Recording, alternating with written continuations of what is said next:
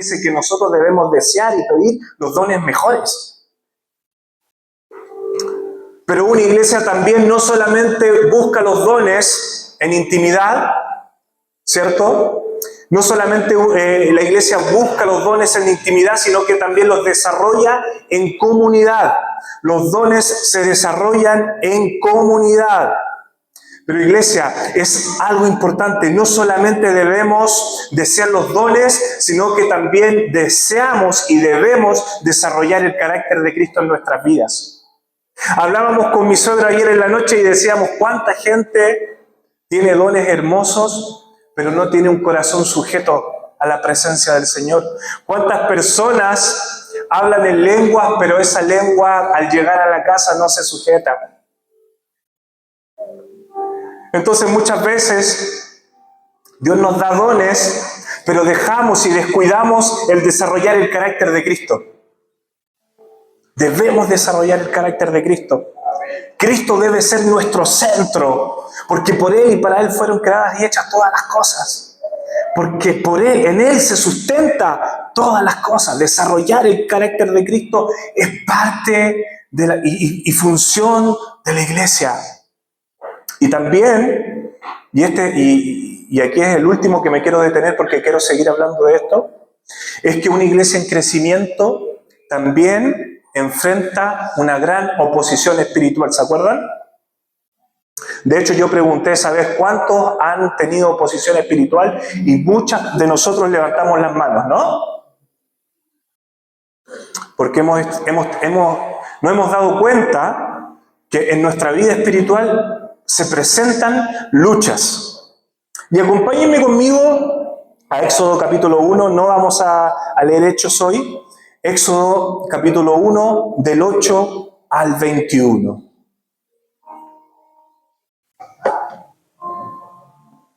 Vamos a leer hoy día en Reina Valera.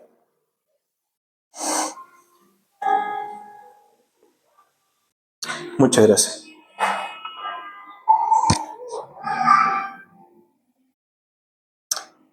Y si ya encontraron Hechos capítulo 1, me dicen amén.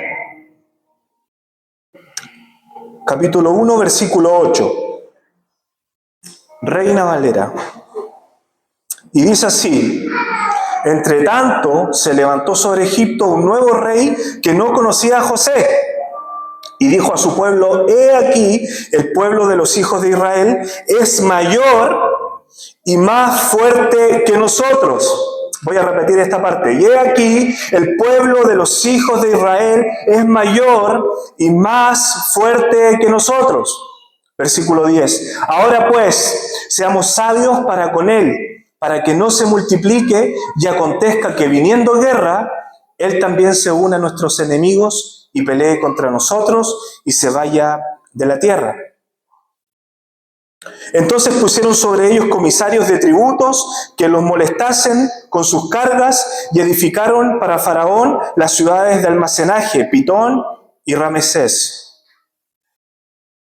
Pero cuanto más los oprimían, fíjense esto, pero cuanto más los oprimían, tanto más se multiplicaban y crecían. De manera que los egipcios temían a los hijos de Israel. Y los egipcios hicieron servir a los hijos de Israel con dureza. Y amargaron su vida con dura servidumbre en hacer barro y ladrillo, y en toda labor del campo y en todo su servicio, al cual los obligaban con rigor. Y habló el rey de Egipto a las parteras de las hebreas, una de las cuales se llamaba Cifra y otra Fúa, y les dijo: cuando asistáis a las hebreas en sus partos y veáis el sexo, si es hijo, matadlo; si es hija, entonces viva. Pero las parteras temieron a Dios. Versículo 19, márquelo. Pero las parteras temieron a Dios y no hicieron como les mandó el rey de Egipto, sino que preservaron la vida a los niños. El rey de Egipto hizo llamar a las parteras y les dijo: ¿por qué habéis hecho esto? ¿Que habéis preservado la vida de los niños? Y las parteras respondieron al faraón: porque las mujeres hebreas no son como las egipcias, pues son robustas y dan a luz antes que la partera venga a ellas. Y Dios hizo bien a las parteras, y el pueblo se multiplicó y se fortaleció en gran manera. Y por haber las parteras temido a Dios, Él prosperó sus familias. Él prosperó su familia. Gloria al Señor.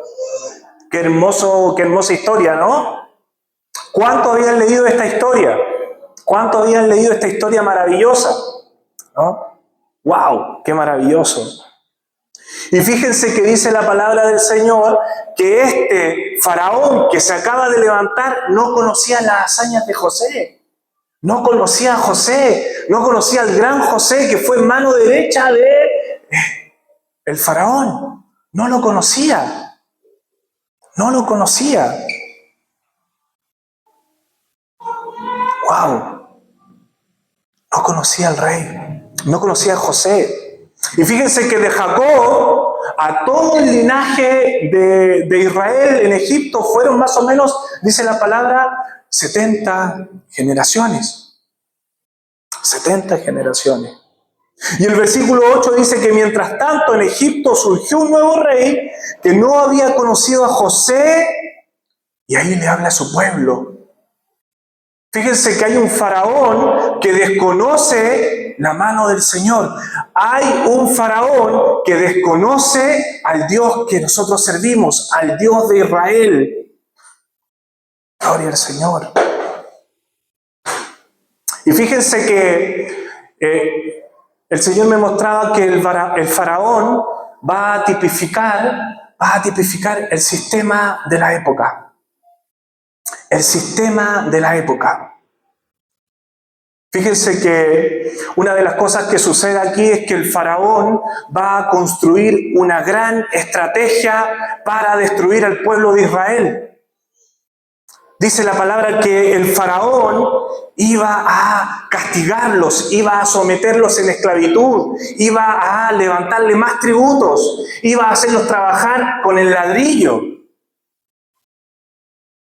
Los iba a castigar. Quiero decirte algo, iglesia. El espíritu del faraón va a querer estratégicamente deshacer todo aquello que provenga de Dios para tu vida. El espíritu del faraón va a construir un plan bien elaborado, como ya lo habíamos dicho, un plan bien elaborado para ti, para que tú no crezcas. Para que tú no crezcas. Acuérdense que nosotros estudiamos la palabra la semana pasada y leíamos de que el enemigo tiene un plan bien elaborado para nosotros. Esa es una artimaña. ¿Se acuerdan? No desestimen las artimañas del enemigo. No desestimen las artimañas del enemigo. La artimaña es un plan bien elaborado. Es un plan bien hecho. Y una de las maneras en que el enemigo nos ataca es construir paradigmas en la época que van a ser fortalecidos, que van a ser los fundamentos de esta época para que la iglesia no crezca, para que tú no crezcas. En cada tanto tiempo nace un nuevo paradigma que se aleja de la visión cristiana, que se aleja de la visión bíblica. Y hoy nos encontramos frente a un paradigma que es el relativismo, la posverdad. Todos tienen una verdad, tu verdad es una verdad. Y nos encontramos no solamente con el relativismo con respecto a la verdad, sino que el relativismo moral también. Y esto va a ir permeando a la iglesia. ¿No? Hay otro paradigma que se levanta y usted va a decir, pero bueno, por lo menos estamos en Chile y en Chile nosotros no levantamos tantas estatuas como lo va a hacer en los países asiáticos, en donde levantan estatuas de oro, no sé cuántos lo han visto. Pero hay estatuas que se levantan en este tiempo en nuestro país y que no son estatuas hechas por manos, construidas literalmente. Son altares que se levantan y que son invisibles. Y pareciera que estos altares invisibles parece que son más sigilosos, son más estratégicos, pasan más piola, como decimos nosotros. Porque estos altares que se levantan, y uno de los altares que se levanta es la adoración a nosotros mismos. Es la adoración a nosotros mismos. Gente, hay algo que es muy poco popular. Pero la pregunta que nosotros le debemos hacer a Dios es: Dios, ¿qué voy a hacer yo en tus planes? ¿Qué voy a hacer yo en tus planes? Señor, considérame en tu plan. Y que mis sueños se hagan a un lado y que mis planes se hagan a un lado. ¿Saben que eso es antipopular? ¿Saben que la gente trabaja, lucha y vive para cumplir sus sueños? La gente trabaja y lucha para cumplir sus sueños. Hay un concepto de sueño americano que se instala en Estados Unidos y es: yo lucho, me saco la mugre para ganar dinero y para cumplir todos los sueños y los anhelos que hay en mi corazón. Y parece hasta lindo, ¿no? Y lo he conversado con cristianos y dicen: eso está bien. Pero si nos sumergimos a la Escritura, nos vamos a dar cuenta que la persona que se involucra con el Señor se mete en sus planes, se mete en los planes de Dios. Y hay una buena noticia, iglesia, para ti y para mí: los planes de Dios son mayores y mejores que los tuyos. Los planes son más grandes de Dios. Los planes de Dios son más buenos, son más maravillosos. Y esa es una buena noticia.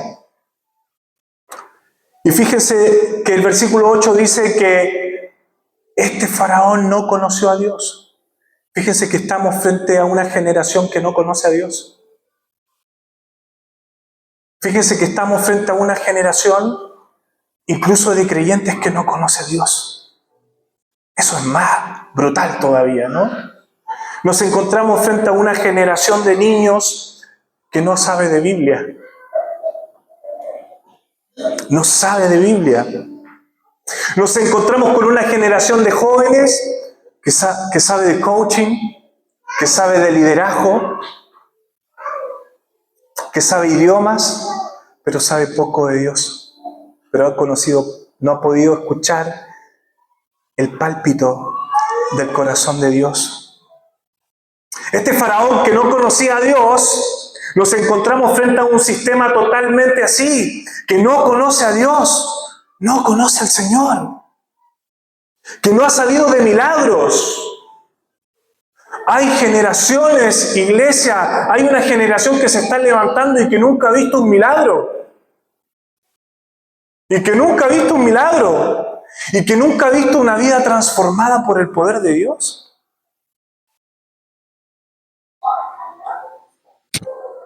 Es por eso que se ha introducido una teología en nuestros tiempos, que es una teología que dice que los milagros fueron para el siglo I. Los milagros fueron para la generación apostólica y de ahí para adelante ya no hay más milagros.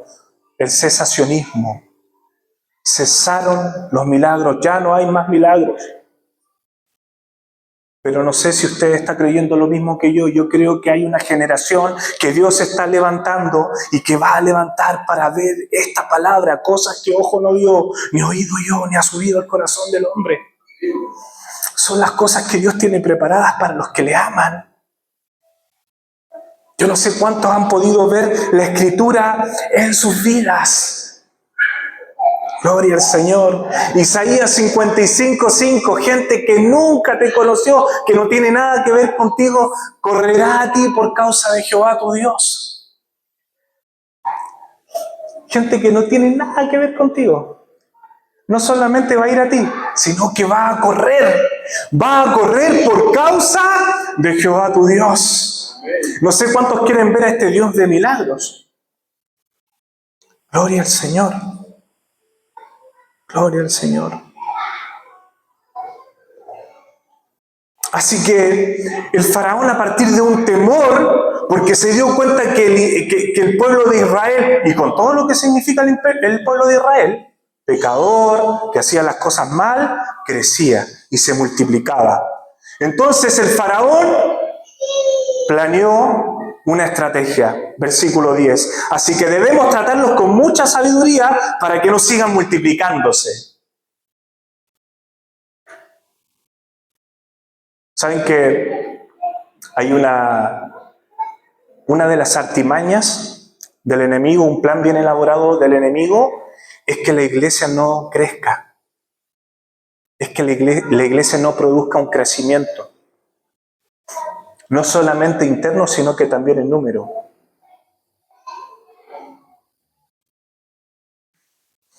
Y es por eso que nos encontramos también con iglesias infértiles. Con iglesias infértiles. Nosotros tenemos un desafío, Iglesia Hogar. La iglesia cuando más crece son en los primeros 5 años de vida. Porque tiene una matriz joven. Espiritualmente hablando, tiene un útero nuevo. Las iglesias que más crecen son las iglesias nuevas. Son las iglesias que recién comienzan. Los primeros 5 años de la iglesia deberían ser el tiempo en donde más se reproduce la iglesia. Pero una iglesia que busca la intimidad con el Espíritu Santo. Gloria al Señor.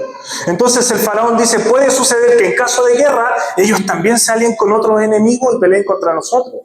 Entonces vamos a planear un plan, vamos a hacer una estrategia. Y déjame decirte que yo creo que ya lo has comprobado, que el enemigo va a hacer hasta lo imposible para que tu vida no prospere. Va a hacer todo lo posible para que tu vida se mantenga en un estancamiento. Yo no sé cuánto han olido y han olfateado el aroma del estancamiento. Es tremendo, ¿no? Es como que tú tienes deseos de crecer, pero no puedes. Y fíjense que esa es una atadura. Las ataduras son algo que yo deseo hacer, pero no puedo hacerlo. Entonces nosotros nos tenemos que liberar de este espíritu, de este sistema. El enemigo va a hacer lo imposible para que no prosperes. Y la Escritura dice que Dios nos quiere ver prosperados. En el buen sentido y correcto de la palabra prosperidad, no en el mal sentido. Tercera de Juan, capítulo 1, dice, amado, yo deseo que tú seas prosperado en todas las cosas. Yo deseo que tú crezcas en todas las cosas y que tengas salud, así como prospera tu alma. Yo quiero que tú crezcas. O sea, Dios está interesado en que a ti te vaya bien en tu trabajo. Dios está interesado en que tú incluso ganes dinero. No está mal, gente, ganar dinero. Y si existen las posibilidades de ganar más dinero en menos tiempo, mejor. Deseo que prosperes en todo, incluso en la salud. Fíjense, incluso en la salud. Se habla muy poco de la salud física en la iglesia, porque tenemos esta idea de que lo espiritual es una cosa y el tema de la salud y lo físico no es espiritual. ¿No? Nos han hecho creer que tu trabajo, porque no es un trabajo eclesiástico, no es algo espiritual. Nos han hecho creer que solamente las funciones de las comunidades de fe, adentro de una comunidad de fe, son cosas espirituales. Déjame decirte algo, iglesia, tu trabajo es espiritual. Tu familia es espiritual. Tu matrimonio es tremendamente espiritual. Es tremendamente espiritual. Tu relación con tus hijos es algo tremendamente espiritual. Gloria al Señor. Y esto ya lo hemos hablado, ¿cierto? De que hay una lucha constante contra el enemigo. Pero pónganme atención aquí.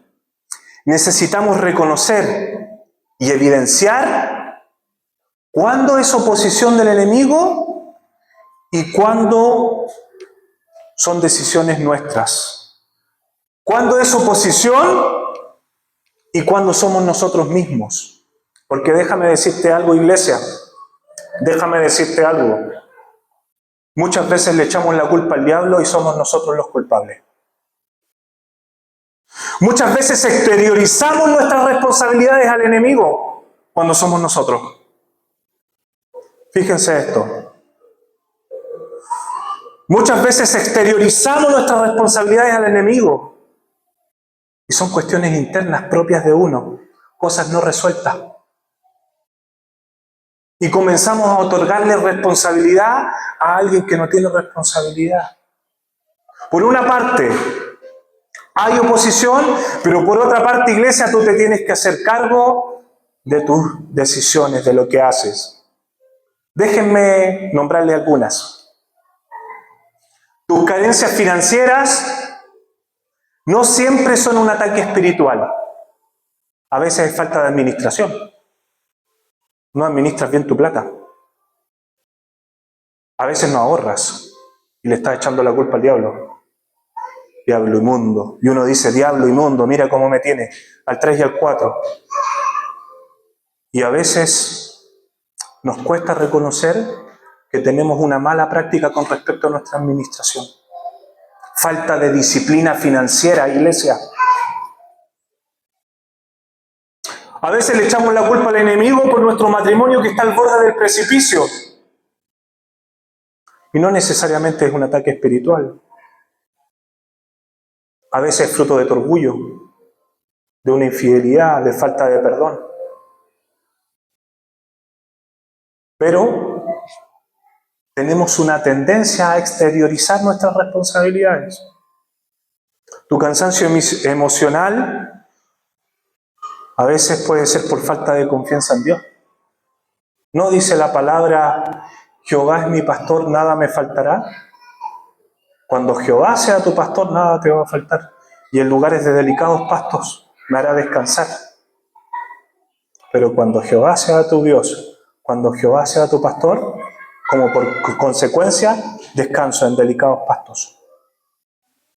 Y a veces el cansancio emocional, nuevamente lo exteriorizamos y es falta de confianza.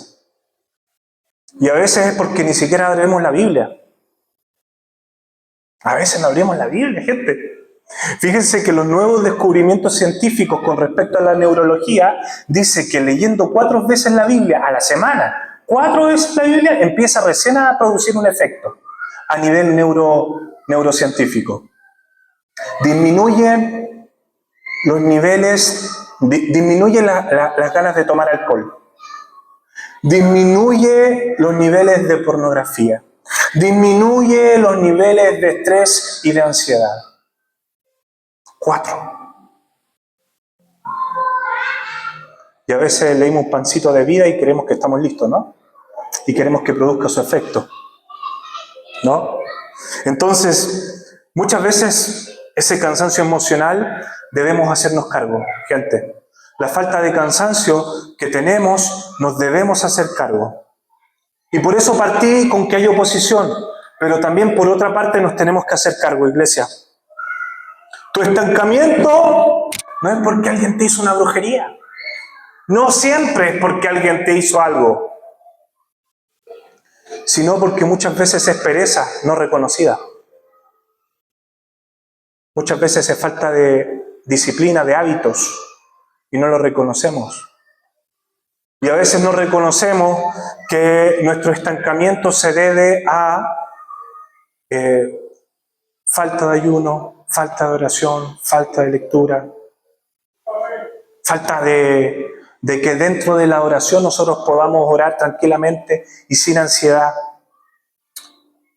Una de las cosas preciosas que yo he aprendido en la oración ha sido la contemplación. Contemplar a Dios en medio de la oración. Tiempos de silencio. Los Selah, que nombra los salmos. Los Selah. Tiempos de silencio. Tiempos para escuchar a Dios nomás. A veces le echamos la culpa al enemigo por nuestros hijos. Y no siempre son un ataque del enemigo, iglesia. No siempre. Sino que muchas veces revelan la falta de ausencia de los padres. Pero no nos hacemos cargo. Muchas veces hay una falta de ejemplo en los padres, pero la exteriorizamos y volvemos a exteriorizarla. y le decimos, mira cómo nos salió. Fíjense que ese término, mira cómo nos salió, es una media verdad. Porque si bien es cierto, los hijos toman sus propias decisiones. Eso es cierto. Nosotros lo hemos visto. Y hemos visto cuando toman malas decisiones. Pero la falta de paternidad, esas malas decisiones algún día se van a convertir en buenas. En escuela, en aprendizaje, en restauración, en sanidad. Pero cuando hay ausencia, esas malas decisiones se profundizan. Esto es duro, ¿no? Es duro porque es como que debemos reconocer esto, ¿no? Tu ansiedad no siempre es por una oposición demoníaca, sino porque pasas mucho tiempo viendo series, ¿cierto? Pantallas, redes sociales, que generan trastornos de ansiedad a propósito. Entonces, fíjense que tenemos, como iglesia, debemos reconocer cuándo es un ataque del enemigo y cuándo soy yo. Iglesia, por favor, haz este ejercicio. Pídele al Señor discernimiento. Pídele al Señor discernimiento. Pídele al Señor discernimiento. Y así es como el faraón empieza a marcar territorio, ¿no? ¡Wow! Pero no desestimamos la fuerte oposición espiritual. ¿Se acuerdan la oposición espiritual que tenían Pedro y los discípulos en el capítulo 5? ¿Cuáles eran? ¿Se acuerdan cuáles eran? Pedro a la cárcel. Pedro recibiendo latigazos. Pedro siendo humillado. ¿Se fijan? Y yo les pregunté esto y se los vuelvo a preguntar. ¿Qué tipo de oposición estás enfrentando hoy? Porque el tipo de oposición que tienes también revela tu grado de crecimiento. No podemos estar con la oposición de hace 20 años atrás, iglesia. Porque el tipo de oposición que tú tienes también revela el grado de tu crecimiento. Fíjense que en Hechos decía, había una iglesia que crecía. ¿Y cuál era el grado de oposición? Tenían oposición porque los discípulos se estaban poniendo en la puerta del infierno, sacando y salvando gente, y salvando gente, y salvando gente. Y dice la palabra que 5.000, 3.000 se convertían. Es una oposición producto de una iglesia que estaba enfocada. Y gloria al Señor que tengamos ese tipo de oposición, ¿no? Gloria al Señor. Gloria al Señor si tenemos ese tipo de oposición, ¿no? Porque es una oposición producto de una iglesia enfocada, producto de una iglesia firme. Gloria al Señor. Y fíjense que el faraón llama a las parteras que son las parteras de las hebreas, que trabajaban, ¿cierto? Sacando a los niños, a los bebés del pueblo de Israel, que eran muchos, por cierto, eran muchos porque la palabra del Señor decía que se multiplicaban, que crecían, eran buenos para tener hijos. Entonces el faraón las manda a sacar a los bebés y le dice, cuando sea niño, mátalo. A las mujeres que vivan, a las niñitas que vivan, pero a los niños mátalo. Fíjense algo interesante. El faraón ataca a los recién nacidos. El faraón ataca a los recién nacidos. Y esto me hablaba el Señor, iglesia. En este tiempo en donde nosotros hemos decidido discipular y consolidar a los nuevos creyentes, debemos preocuparnos mucho más por ellos. Porque el enemigo a los que va a atacar fuertemente son estos nuevos nacidos, a estos nuevos nacimientos. Y la iglesia tiene que dedicarle tiempo a estos nuevos nacimientos. Tiene que dedicarle tiempo y tiene que tener paciencia con los nuevos nacimientos, ¿no? A nosotros nos pasa constantemente de que, especialmente con Isabelita, a Isabelita le encanta estar con el pelo suelto. Y se mira al espejo y se encuentra como regia cuando tiene el pelo suelto. Y se mira al espejo. Le digo, ¿te hago un moño? No, papá, déjame así. Y se empieza a ver y se encuentra espectacular. Pero ella sabe que para ir a la escuela tiene que usar moño o una trenza. Y me lo pregunta todos los días. Y yo le digo, Isabela, ¿nuevamente me estás preguntando lo mismo? Y a veces pasa eso con los nuevos nacidos. Vuelven a tropezar, vuelven a caer, vuelven a tropezar, pero hay una iglesia que cubre. Y hay una iglesia que es consciente de que esa persona que está constantemente teniendo problemas es un recién nacido. Y como padres, y fíjense que hay una de las cosas que falta en la iglesia, es paternidad espiritual, es falta de discipulado. Entonces nosotros los cubrimos. Y ahí es cuando nosotros entendemos, bueno, es niña. Isabela, te lo dije ayer, pero te lo vuelvo a repetir, con el pelo amarrado. Nuevos creyentes, enfrentando otro tipo de oposiciones. Gloria al Señor. Entonces el faraón ataca a los nacimientos. El faraón ataca a los nuevos nacidos. Y fíjense que hay algo maravilloso y yo me quiero quedar y quiero que usted se quede con el versículo 17. Porque dice, pero las parteras temieron a Dios. Cada vez me está gustando, ahí dice, más las parteras temieron a Dios. En otras versiones se dice, pero las parteras temieron a Dios. ¿Saben que cada vez que leo la Biblia me está gustando cada vez más los peros? Y a nosotros nos gustan los peros, pero los peros del Espíritu Santo son poderosos, iglesia. Gloria al Señor. Pero las parteras temieron a Dios. Pero las parteras temieron a Dios y fueron hacia donde estas mujeres hebreas, pero no mataron a ningún niño, dice la palabra. ¿Saben qué? Las parteras representan personas maduras en las comunidades de fe. Las parteras me hablan de equipo. No me hablan de personas solitarias, del llanero solitario. Me hablan de equipo, me hablan de comunidad. ¿Vieron que hoy cada uno quiere vivir su espiritualidad a su modo, solito en su casa y que nadie lo moleste y que nadie le diga nada? Pero las parteras me hablan de dos cosas. Primero, que temieron a Dios. Y el temor a Dios, ustedes lo saben muy bien, que es un deseo de servir a Dios y de obedecerle. Es un anhelo tan grande de reconocer a Dios en su grandeza y decirle, Señor, tú eres tan bueno, eres tan amoroso, que contigo lo tengo todo. ¿Ha llegado a ese punto, iglesia, que usted se da cuenta de que si lo tiene a Dios, lo tiene todo? Y usted puede estar pasando las penurias más grandes y fuertes que puede estar viviendo, pero hay paz en su corazón. Y uno dice, sí, pero es que yo lo tengo todo. Si tengo a Jesús, lo tengo todo. Quiero decirte algo, iglesia, lo tienes todo.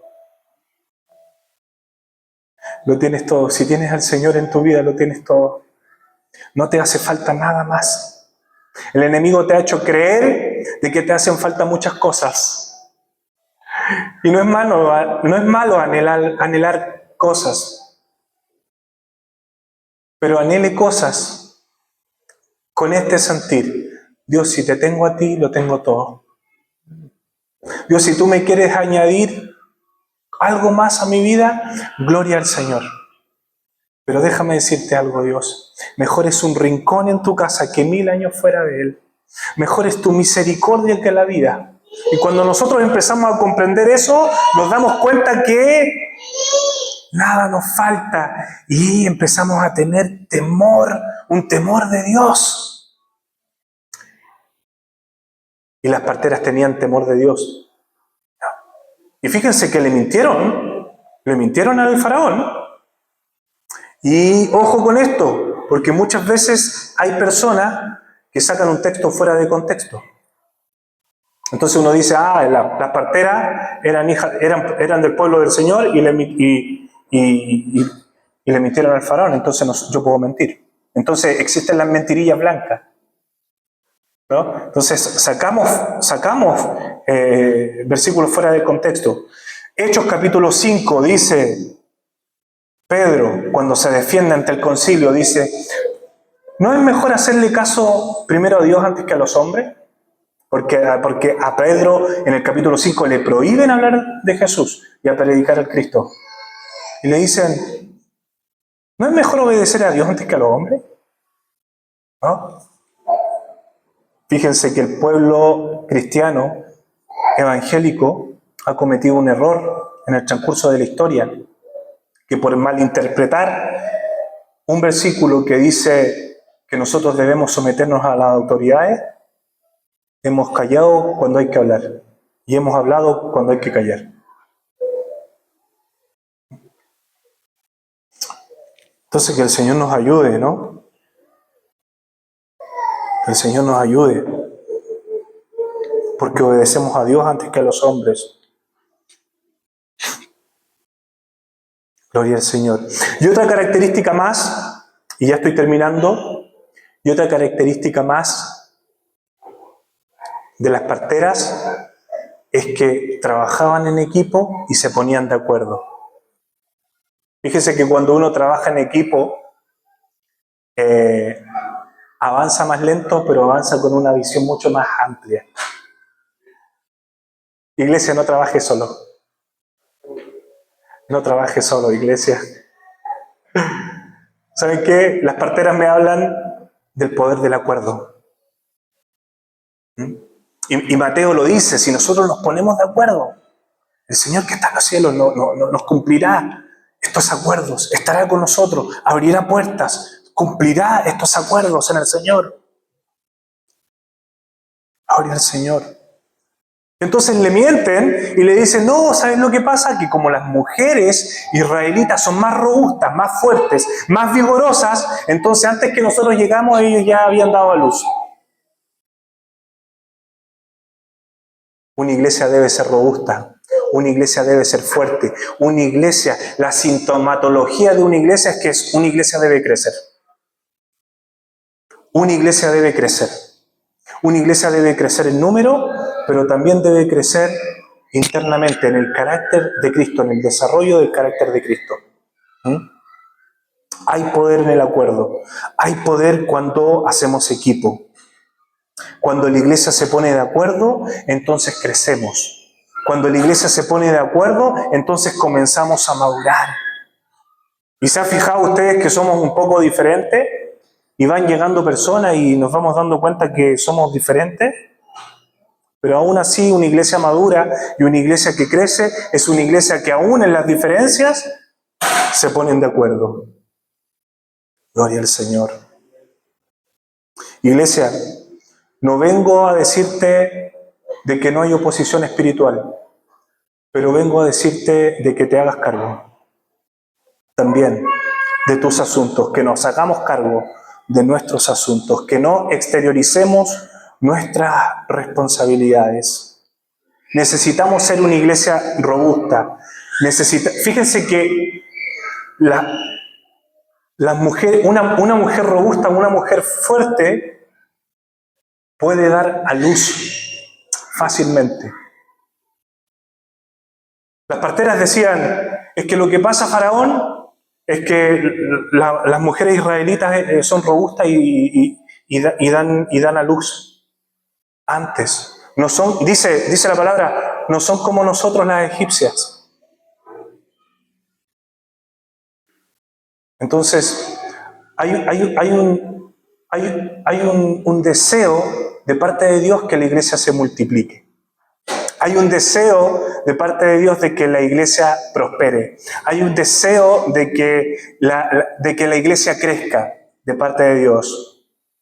Pero eso no pasará cuando nosotros podamos reconocer y internalizar nuestras propias decisiones y no exteriorizarlas. Cuando nos hagamos cargo.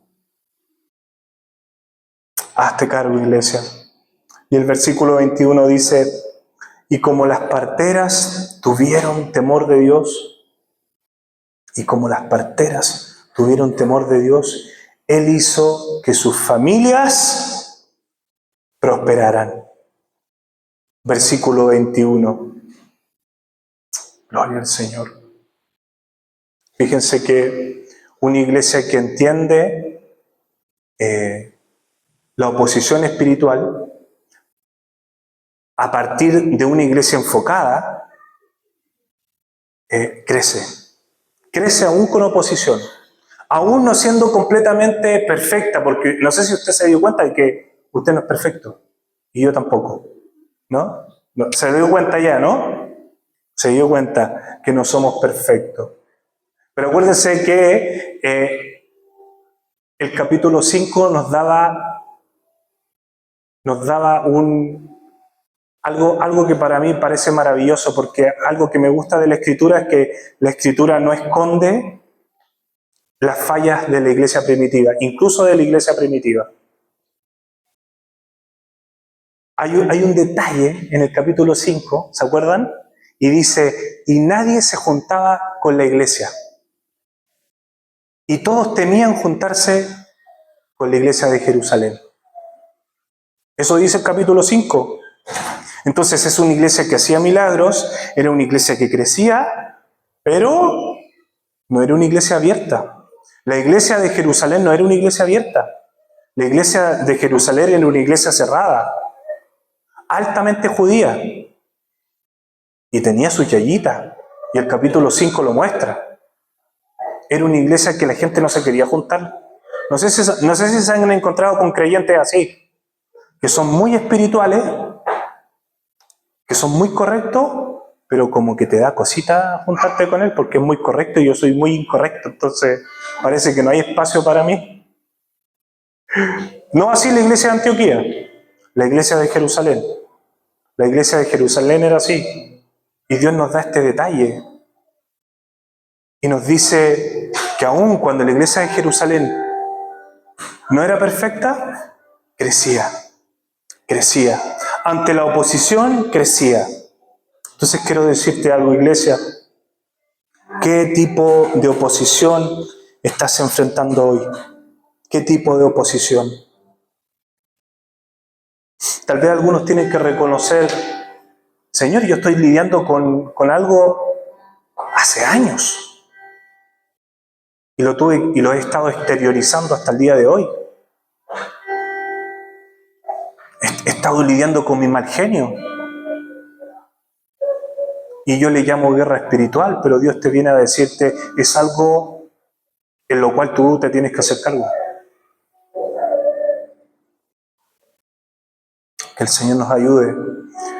Porque una iglesia que entiende la oposición y que busca la intimidad y que busca cuidar a los nuevos nacimientos, fíjense, una iglesia que cuida a los nuevos nacidos es una iglesia que crece. Padre, en el nombre de Jesús,